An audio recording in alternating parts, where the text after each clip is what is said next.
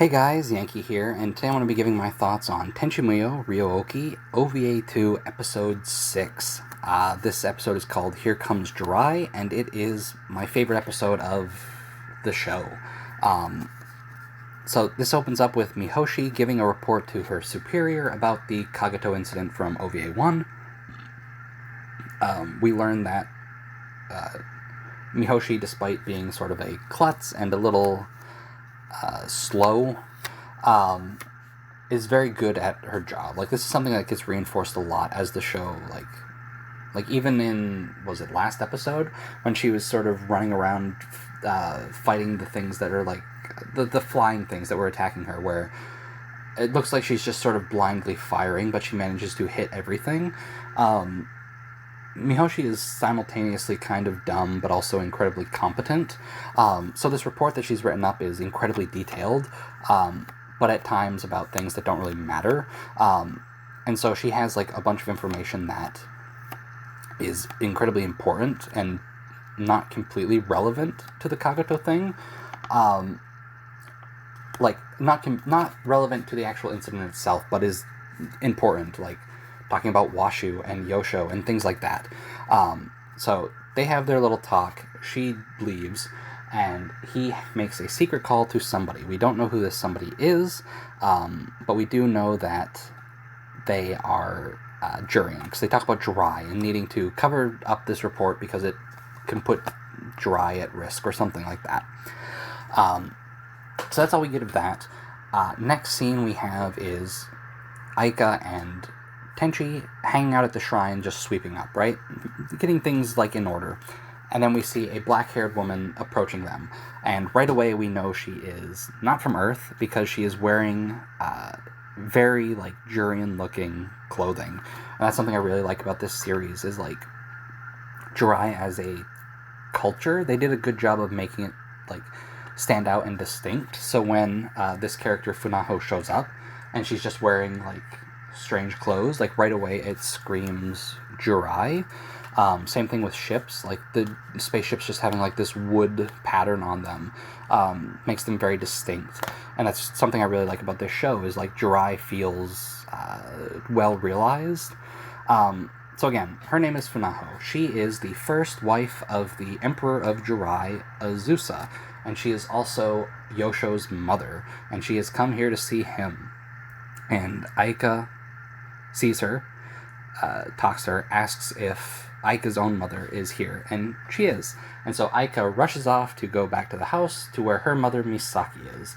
And I don't know if this was established before now, that Yosho and Aika and Sasami have different mothers. Like, Aika and Sasami have the same mother, Misaki, and then Yosho has Funaho as his mother.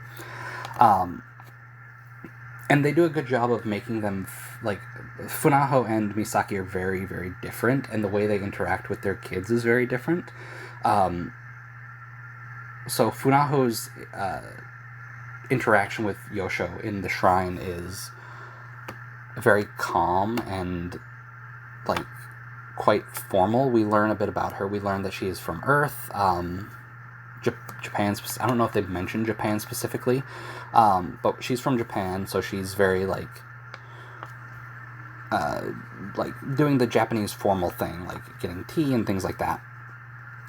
Whereas Misaki is very childlike, and there's a point where she sees Sasami, and Sasami just screams out for her, like, "Mom, Mom!"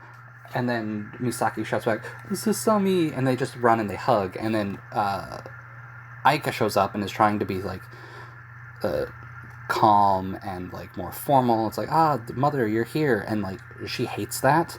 And so Aika has to, get into it, have a very childish reunion. And it's funny. Funaho, again, from Earth, right away, she sees Yosho and is like, "What are you doing? Get rid of your disguise." So we learn that Yosho's old appearance isn't actually what he looks like. He still looks incredibly young, and that's just the disguise he puts on, because obviously you got to. If you're somebody's grandfather, you can't just look young all the time, especially on Earth. We get some jury and politics talk. I don't really remember what it was about. I really don't remember what it was about.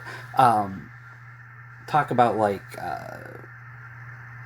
Yosho getting to Earth and like chasing Ryoko and just sort of being stranded here.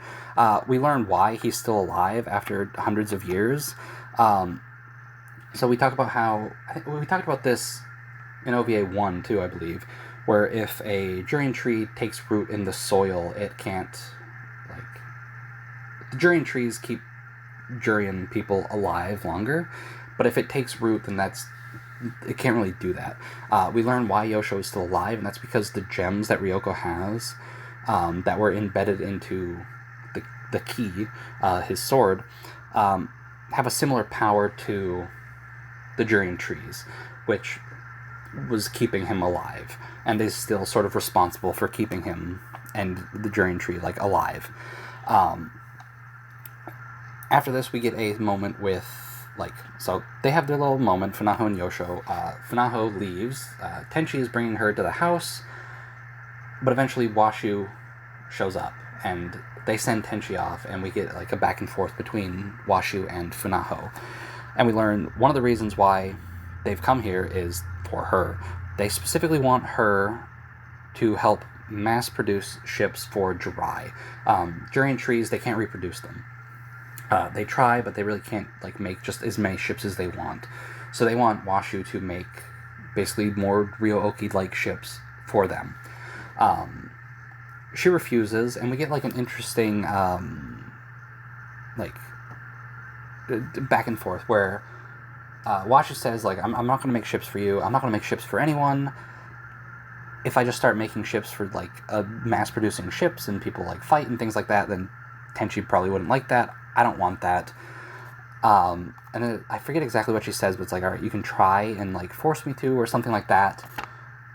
And Funaho's like, that's ridiculous. Like, nobody can do that. This house is a mess full of powerful people. Like, we got Washu, one of the greatest scientists in the universe. We have Ryoko and Ryo-Ohki. We have Aika.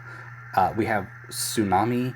Like, nobody can mess with you. Like, so if you don't want to do anything, like, nobody can force you. That's crazy.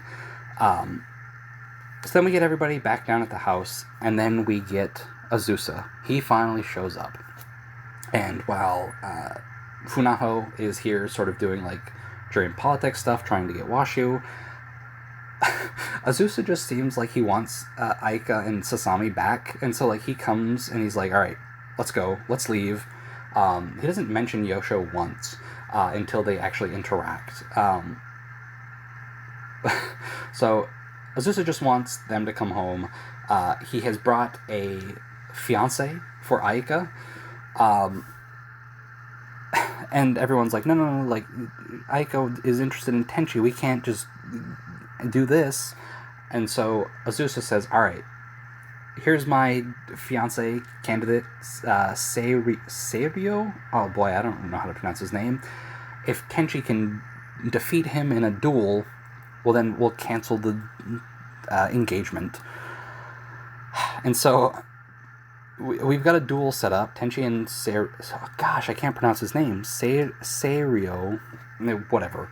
He's pink-haired. He's in the GXP anime. We'll have to talk about him eventually. They're going to have a duel. Before they can actually fight, Mihoshi, who was in space, is coming back.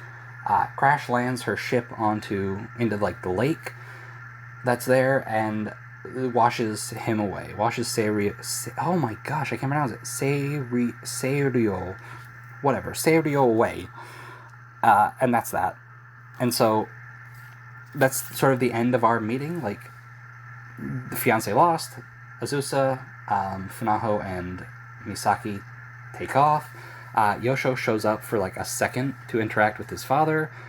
And we get like a moment where back when Funaho and Yosho were talking, there's mention of Yosho not really wanting to become the next emperor, and like he mentioned hoping that maybe Tenchi would be able to do that if he raised him to be. And then the little back and forth we have between Yosho and Azusa is Azusa saying like, alright, I can be emperor for like a few thousand more years. Make up your mind, and then hopefully come take over. And that's it. The episode ends with Azusa with a ship full of guys, which are presumably more fiancé candidates for Aika. And that's sort of our cliffhanger. We are never going to see anything about that animated. After this, we get like a... What is it? This is like 97 or something like that? 95. I don't remember what year this comes out, but we get like a 6-year gap between this and OVA 3 because AIC just didn't want to make any more OVAs.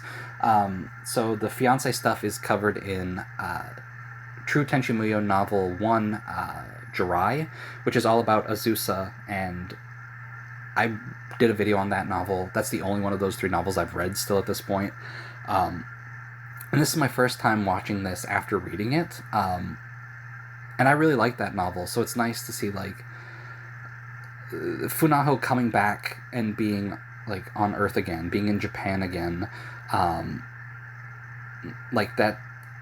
it's different knowing, like, sort of how Azusa and her met and, like, how he sort of whisked her away into space. But yeah, OVA 2 episode 6, final episode. I still love it a lot.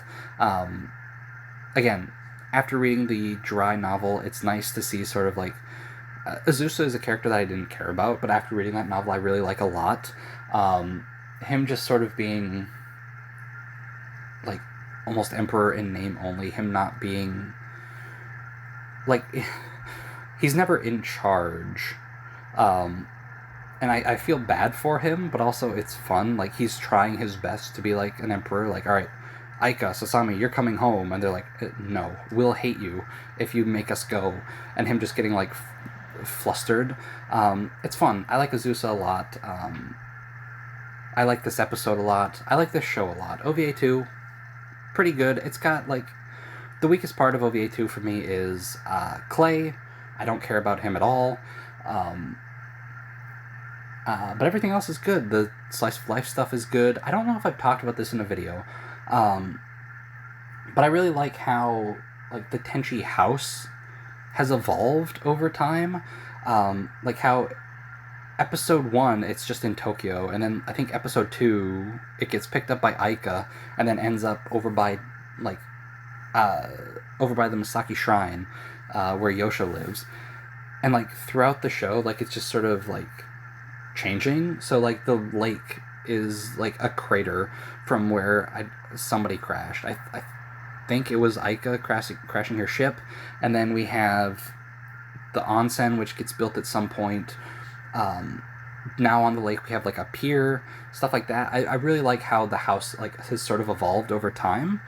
But yeah, OVA 2 episode 6, really good. Still my favorite episode of the series. OVA 2 on the whole, really good. I like it a lot. Anyway, that's going to do it for OVA 2. Thanks for watching, and I will see you guys next time.